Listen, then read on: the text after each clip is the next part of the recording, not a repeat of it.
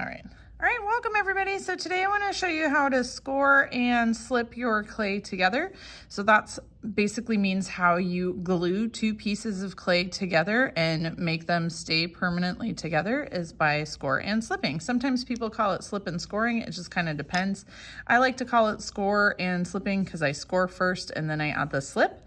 So there's a couple different ways you can join things. So if you have two things that are kind of going in a different direction, that's one way of scoring.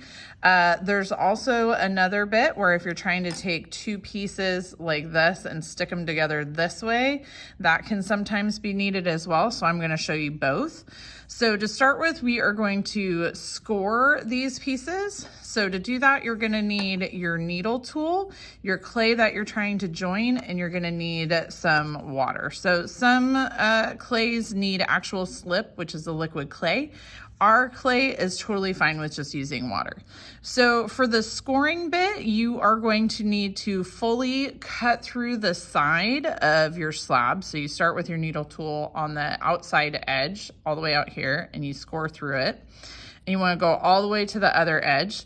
This is the one time in my class that you want your project to look hideously ugly. You need it to be super goobery, clay boogies are fine, and you need it to be super funky looking. So this is properly scored for my kind of clay. Other kinds of clay need less and some need more. It just depends. Now, what I see from students, a lot of common mistakes that I see is they'll try to do this and they'll be like, hey, this is the same, right? This is not the same as this, okay?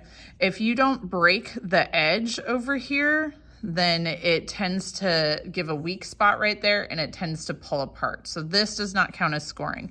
The other thing that I see a lot of students do is they'll lay it flat on the table and they'll be like, well, I have to cut through the edge.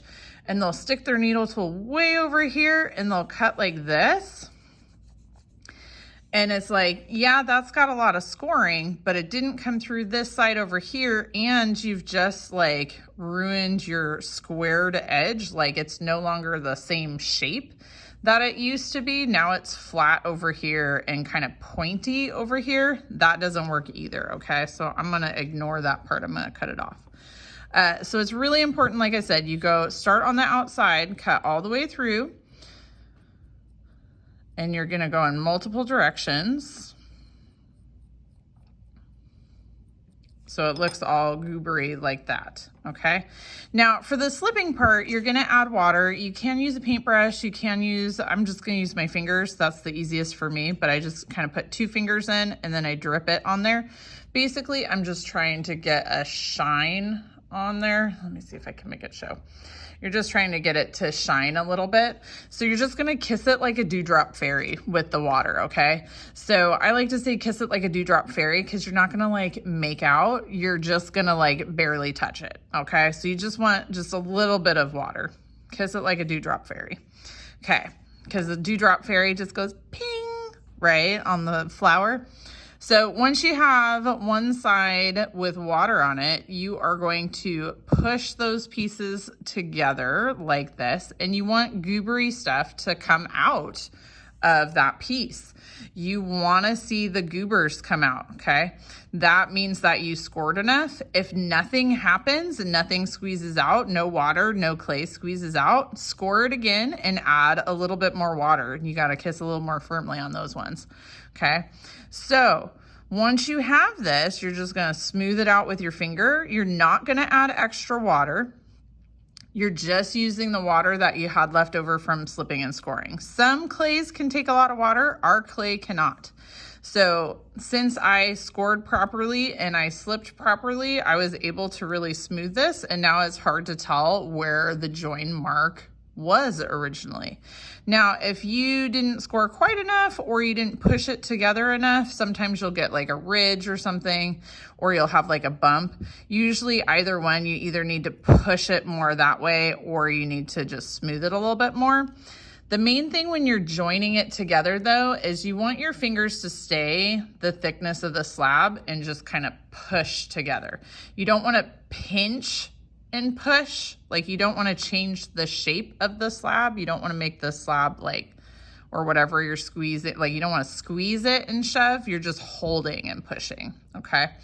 Now for something like this, you're gonna start by wherever it is you're gonna do, you're gonna mark it. And then when you score, you're gonna score bigger than the lines that you marked. So like I've already done that over here, but you would mark it and then you score bigger. So I've scored on the two sides of where I'm gonna join.